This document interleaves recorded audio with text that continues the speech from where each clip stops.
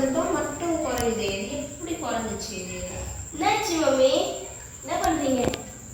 அதுவா, இந்த monthly expenses நான் எழுதுவேனா, எழுதும்போது கரெக்டாக உங்கள் டேடி கரெக்டாக எழுதிடுவாங்க. ஏன்னா உங்கள் டேடி கணக்கில் புடி, அந்த கணக்கு மட்டும் உங்கள் டேடியை மட்டும் யாராலையும் அடிச்சுதான் முடியாது. கணக்கில் அவ்வளோ பெரிய புடி உங்கள் டேடி. அதை கரெக்டாக தான் எல்லாமே போட்டுக்கிறாங்க. ஆனால் ஒரு 3250 மட்டும் எங்கேயும் இருக்குது, குறையுது. எப்படின்னு தெரியல. அந்த கணக்கு இங்கே எல்லாமே கரெக்டாக தான் இருக்குது. அதில் எந்த ஒரு மிஸ்டேக்கும் கிடையாது. 3250 இது மட்டும் எப்படி குறையுதுன்னு இன்னமும் எனக்கு மண்டையில் ஒரே குழப்பமா இருக்கு.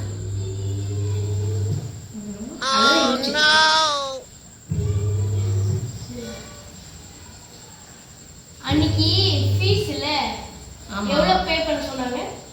மொத்தமாவே கொடுத்து விட்டுட்டேன். அதான் எவ்வளவு? மொத்த அமௌண்ட் கொடுத்து விட்டுட்டேன்.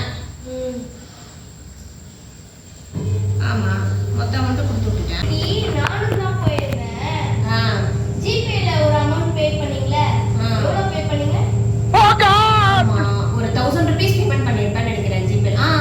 ஆமா 1500 பேமெண்ட் பண்ணேன். ஓகே, ஆமா ஒரு 1500 ஜிபேல பேமெண்ட் பண்ணிருக்கேன். கரெக்ட். டெய்லருக்கு தான் கையில கொடுத்தேன் அன்னைக்கு. ஆமா, அன்னைக்கு ஒரு ஜிபேல ஒரு 1000 rupees போட்டனே. Correct correct. கணக்குல புலி.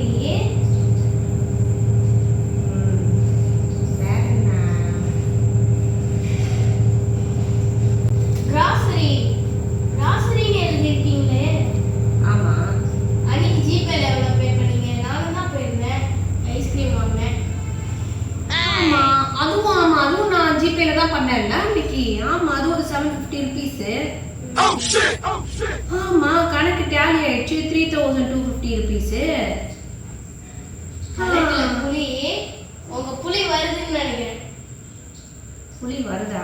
வரட்டும். அந்த புலி கணக்குல புலிய பாரு. இதோ வந்துருச்சு உங்க புலி. வாங்க.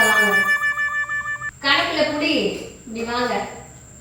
நீங்க எழுதிருக்க கணக்கு எல்லாமே கரெக்டா தான் இருக்கு. ஆனா எனக்கு மட்டும் தப்பா வருது. அது ஏன்? நீங்க சொல்லுங்க. அது எப்படி ஒண்ணு தப்பா கணக்கு வரா? அப்படி பாருங்க. கணக்கு எழுதினவங்க ஆண்டா. அதுக்கு கணக்கு எனக்கு ஒரு 3250 மட்டும் இடிக்குது. டேய் அதெல்லாம் பேசாத. நாமளா குச்சி நம்ம சொல்றது. ஃபீஸ் எழுதிக்கிறேனா? சரி, ஃபீஸ் எழுதிருக்கீங்க. எழுதிருக்கானா? ஏய், ஃபீஸ் எழுதிருக்கியா? ஆமா. இது நீ கொடுத்த அமௌண்ட் பில்லு கொடுத்துட்டேனா? சரி. அதுக்கப்புறம் அன்னைக்கு சரணாஸ்டர் போனது, அதுக்கும் பில்லு கொடுத்தாச்சு. நீ தான் கூட எடுத்து நீ பார்த்துட்ட. ஓகேவா? அதுக்கப்புறம் திரும்பி நம்ம ஸ்டிச்சிங்கு நீ பில் எடுத்துன்னு வந்து கொடுத்தேன். காசு கொடுத்தியா?